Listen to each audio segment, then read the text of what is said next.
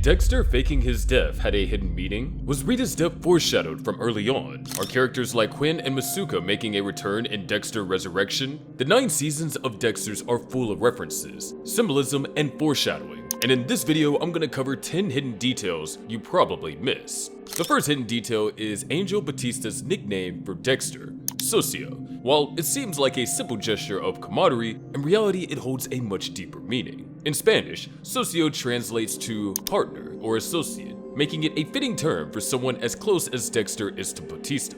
Known for his friendly and loyal nature, Batista uses socio affectionately throughout the series, reflecting the trust and bond he shares with Dexter. What is it, a butterfly?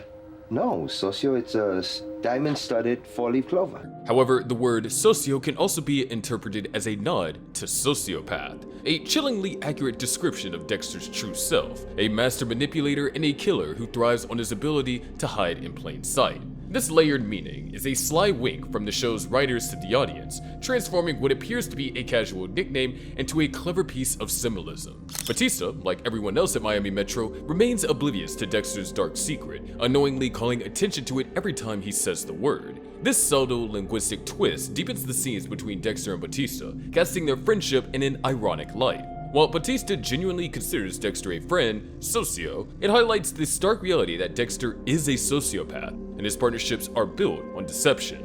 Things like this is why I think Dexter is such a great show. The writers balance the dark and the funny really well. And while many of you may have picked up on that hidden detail, I'm sure a few of you picked up on this. One of the most intriguing Easter eggs in Dexter is the reference to Patrick Bateman, the infamous protagonist of American Psycho.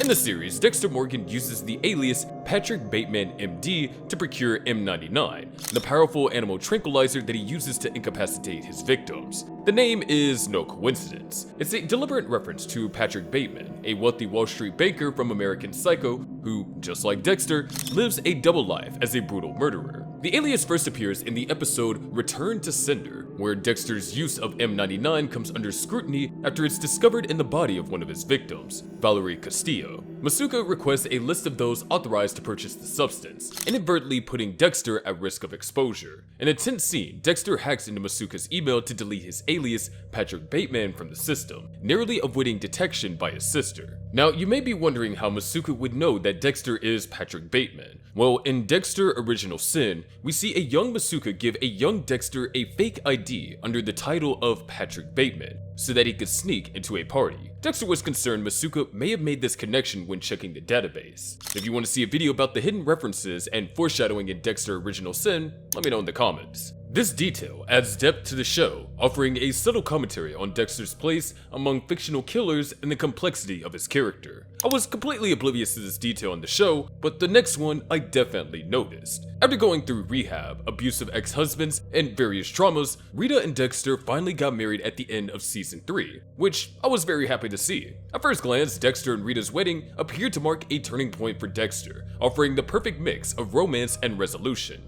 However, a single hidden detail disrupts this idyllic image: blood from Dexter's concealed wound slowly seeping into Rita's pristine wedding dress. The context of this moment is absolutely crucial. Fresh from surviving a brutal encounter with the Skinner, Dexter hides a concealed injury beneath his tuxedo. The wedding symbolizes fragile hope for Dexter as he tries to reconcile his dark impulses with his role as a husband and father, while for Rita, it represents love and trust in the man she believes him to be. As the blood spreads, unnoticed on Rita's dress, the scene shifts from romantic to hauntingly fateful. While Dexter vows to be a devoted husband and father, the bloodstain quietly symbolizes the cost of loving him and his inability to separate his two lives. Rita, blissfully unaware, walks down the aisle carrying the literal and metaphorical weight of Dexter's secrets. This detail foreshadows the eventual tragedy of Rita's fate, as Dexter's dark world inevitably consumes her. I think it's a really beautiful piece of foreshadowing. If you predicted Rita's death from this, make sure to subscribe.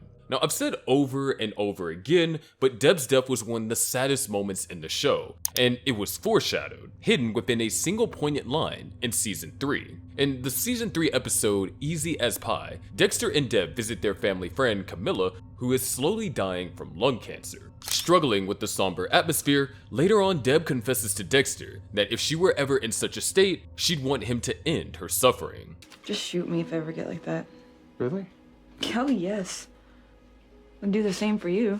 This line links Debs' fate to Dexter's dark world with poignant irony, as she unknowingly foreshadows her own demise in the final season. Fast forward to season 8, where Deb's life takes a devastating turn. Deb is gravely wounded and left brain dead by Oliver Saxon. Faced with an agonizing decision, Dexter honors her plea, removing her from life support and throwing her body into the ocean. By echoing her wish, Dexter's actions reflect their unbreakable bond, even as they underline the tragedy of her end. I know many were upset that Deb was dumped in the same place as Dexter's victims, but I think in a way it's poetic. Deb was also a victim of Dexter's dark passenger, just more indirectly. The fifth hidden detail is Lumen's name. Lumen Pierce, introduced in Season 5, is one of the few that Dexter trusts with his secrets. United by vengeance, their bond offers a fleeting sense of redemption as Dexter guides her through the code. But her name, Lumen, holds a deeper meaning that subtly enhances her significance and importance to Dexter. In Latin, lumen translates to light or brightness. This choice is far from accidental. Throughout their time together, Lumen acts as a glimmer of hope and humanity in Dexter's otherwise dark existence, and plays into the themes of light and darkness, good and evil throughout the show. For Dexter, who often feels isolated by his secret life, Lumen becomes a rare source of comfort and understanding, a light in the shadows he inhabits, which is why I think Lumen was Dexter's soulmate. Lumen's choice to leave after finding her closure symbolizes how light can briefly touch even Dexter's darkest moments, yet her departure serves as a poignant reminder that such light, by its nature, cannot stay. The next hidden detail is one that I guarantee none of you got. The 7th episode of Season 6, Nebraska, stands out in Dexter for many reasons, but one hidden detail in particular showcases the creator's clever use of visual symbolism. In a pivotal scene, Dexter, encouraged by visions of his brother, kills a motel owner, Norm, with a pitchfork after a tense confrontation. The aftermath of this kill is framed in a way that directly recreates Grant Wood's iconic 1930s painting, American Gothic. Much like the painting, the shot positions Dexter holding the pitchfork beside his brother, set against a backdrop reminiscent of the artwork's iconic rural setting. In the painting, the solemn man and woman symbolize traditional values, while Dexter and Brian's versions turn this on its head, highlighting their traditional values of violence and murder. I think it's really cool and a clever Easter egg, to be honest, and I would have never noticed it even if I watched the show 100 times. Towards the end of Season 8, Miami is terrorized by a hurricane, and Dexter's decision to fake his own death in the storm is incredibly symbolic. The storm was named Hurricane Laura. Dexter's biological mother was called Laura Moser. Dexter was born into darkness through the trauma of witnessing his mother, Laura Moser, brutally murdered. Her death shaped his path and gave birth to the dark passenger that would define his life and the show. Decades later, in the season finale, Dexter fakes his death to start a new life by driving his boat into Hurricane Laura, a storm that shares his mother's name. It symbolizes a profound moment of rebirth. By plunging into the storm, Dexter leaves behind the life he constructed, including the people he loves, to protect them from the chaos his darkness inevitably brings. It's a full circle moment. Just as Laura Moser's death bursts Dexter's dark identity, Hurricane Laura provides the means for him to be born again. And this is why I think that Dexter's finale was actually good. Now we move on to Dexter New Blood. In Dexter New Blood episode 8, we see several references to the legendary The Shining movie. Dexter is hunted through Iron Lake's snowy wilderness by Elric Kane, Kurt Caldwell's enforcer, tasked with capturing him for Kurt's revenge. This intense chase sets the stage for one of the series' most thrilling episodes, packed with references to The Shining. For those of you who are unfamiliar, The Shining, directed by Stanley Kubrick, tells the story of Jack Torrance, a man who descends into madness while isolated with his family at the snowbound Overlook Hotel. A pivotal scene features Jack chasing his son, Danny, through a snow-covered hedge maze, only for Danny to cleverly escape by retracing his steps and confusing Jack. In Dexter New Blood, this iconic sequence is mirrored, as Dexter attempts to outsmart Elric by leaving misleading tracks in the snow. Unlike Danny, however, Dexter's trick fails. But this isn't the only reference we see. In the abandoned summer camp where Dexter makes his stand, viewers can spot a Room 237 sign, a reference to the haunted room in The Shining. These references add a layer of tension and unease to Dexter's peril, aligning his descent into chaos with Jack Torrance's unraveling. For fans of both series, it's a clever blend of classic horror and modern storytelling that deepens the drama of the chase. Even though I haven't watched The Shining, I do think that it's a really clever reference.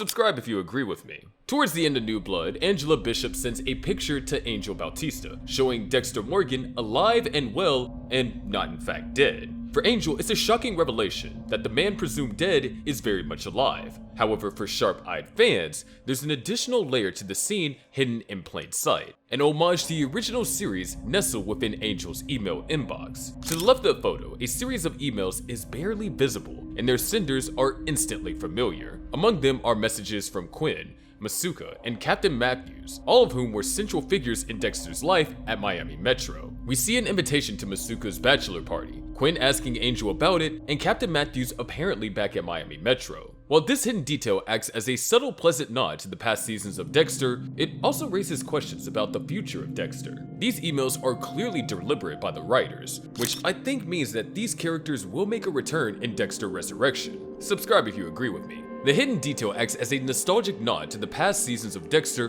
while also hinting at the series' future. By referencing characters like Masuka and Quinn, the writers remind viewers of the vibrant, chaotic world Dexter left behind and suggest the possibility of their return in Dexter Resurrection. This deliberate choice contrasts Dexter's new life in Iron Lake with his Miami Metro days, evoking bittersweet memories of familiar faces while grounding the revival in its roots. It's a subtle yet meaningful touch that deepens the story for longtime fans. The final hidden detail of this video is the link to the very beginning and the very end of the show. Harrison's decision to kill Dexter marks a pivotal moment in Dexter New Blood, when Dexter kills Logan, breaking his own code. Harrison realizes that his father's dark passenger is not a force for justice, but a destructive drive that ruins lives, including those he loves most. In their final confrontation, Harrison demands accountability.